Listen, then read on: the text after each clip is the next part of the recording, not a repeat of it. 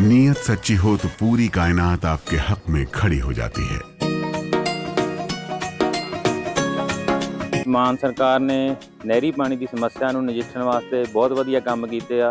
ਸਾਡੇ ਖੇਤਾਂ ਨੂੰ ਪਾਣੀ ਪੂਰਾ ਲੱਗਣ ਲੱਗ ਪਿਆ ਜੀ। माजा, मालवा, दुआबा और पुआध के इलाके दुआएं दे रहे हैं।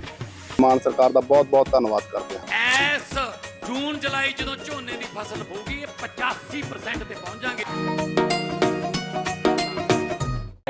ओजोन के तहत 15 लाख परिवार जो है आबादी लगभग उसके जद में है। यमुना बाजार जैसी बहुत पुरानी जगह पूरी तरह से डिमोलिश हो चुकी है, वहाँ डोरी नहीं है तो कैसे जाएंगे? उन लोगों के लिए क्या कोई विशेष व्यवस्था आप लोगों ने की है? क्योंकि वहाँ पर ऐसी जगहों पर वोटर कार्ड बने हुए थे लोगों के, तो उनके लिए क्या व्यवस्था होगी अगर वो घर पे नहीं रहते हैं या उनका आगे नहीं बचा? तो इसी में कहना वो जैसे मकान कहीं या तो स्टेट में बिहार या अन्य स्टेट में कहीं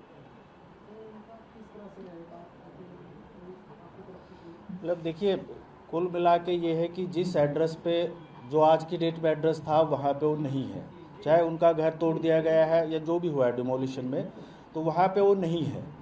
तो फॉर्म तो बीएलओ जाएगा, बीएलओ को कुछ नहीं मिलेगा, वहाँ खाली मैदान मिलेगा। ठीक है, तो फॉर्म कलेक्ट नहीं होगा। फॉर्म कलेक्ट नहीं होगा तो ड्राफ्ट इलेक्टोरल रोल में उनका नाम नहीं आएगा। तो जब ड्राफ्ट इलेक्टोरल रोल में नाम नहीं आएगा तो जो मैंने पहले बताया था कि वो क्लेम ऑब्जेक्शन के टाइम जो फॉर्म 6 है डिक्लेरेशन के साथ जो भी कोई तो नया एड्रेस वो अपना बनाएंगे।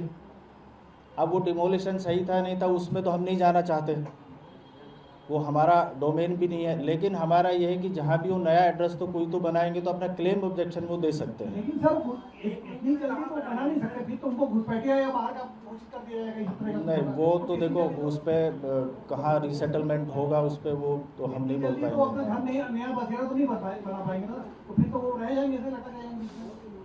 सर सवाल एक सर तीसरे चरण में अब तक कितने क्लेम आ चुके हैं और कितने ऑब्जेक्शन हुए हैं और आगे इसके सत्यापन की क्या तरीका होगा, लास्ट डेट क्या है?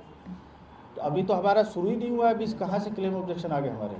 तो उसका कोई अभी नहीं, दिल्ली का तो शुरू ही कल से होगा। आप पूछ रहे हैं ऑल ओवर इंडिया में 3rd फेज में, तो वो तो हम तो दिल्ली की बात कर रहे हैं जी। बीएलओ की बात करें तो अदर स्टेट में जब एसआईआर शुरू हुआ था तो बहुत सारे बीएलओ सुसाइड कर रहे थे और परेशान हो रहे थे इसको एसआईआर को लेकर और तैयार भी नहीं थे।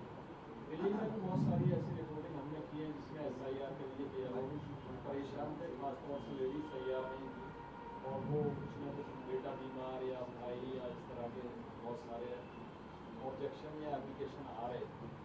तो क्या दिल्ली में ये सब ठीक है?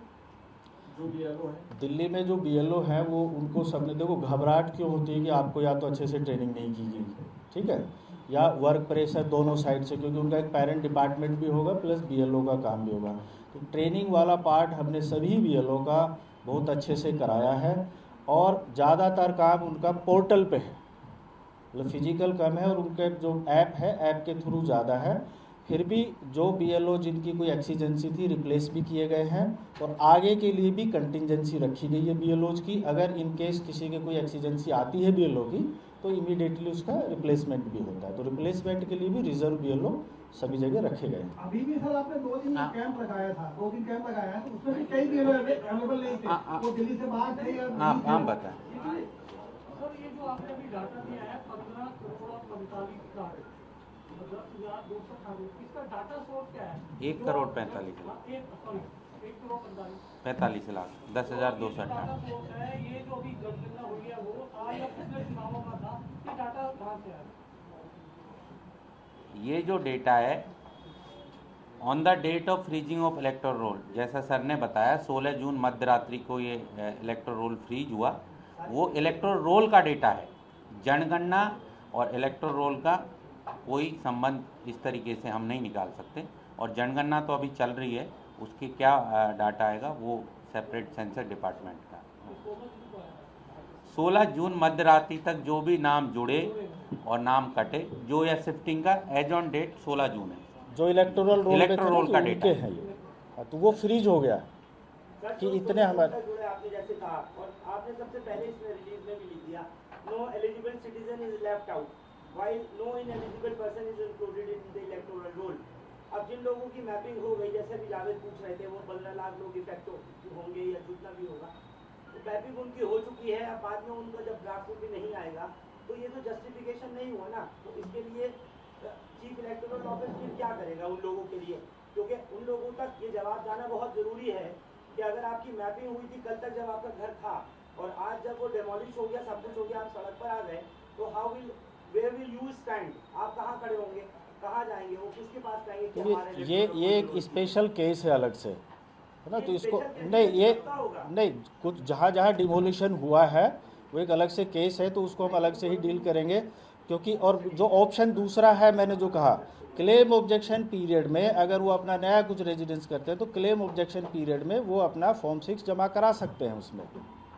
जब तक अगर वो नए घर पर नहीं रह रहे उसके बाद क्या ऑप्शन है, अगर इतनी जल्दी कोई घर नहीं बना पा रहा है? इसका मतलब आपकी कोई स्ट्रेटेजी, कोई प्लानिंग अभी इसको लेकर के कॉन्क्रीटिव मैं कह सकता हूँ नहीं बनी है? नहीं, कॉन्क्रीटिव हम बनाएंगे और उनके लिए भी कम्युनिकेट करेंगे उसको कैसे डील करना है, क्योंकि ये एक इशू आया है, लेटेस्ट आया है, हम भी अवेयर हैं, आप भी अवेयर हैं, इसको ऐसे नहीं छोड़ेंगे, इसको हैंडल करेंगे प्रॉपर वे में। नहीं, फॉर्म 6 जब भरा जाएगा तो उसमें डिक्लेरेशन फॉर्म उसके साथ लगेगा और जो इनूमरेशन फॉर्म है उसके साथ कोई डॉक्यूमेंट नहीं है, फॉर्म 6 के साथ डॉक्यूमेंट है।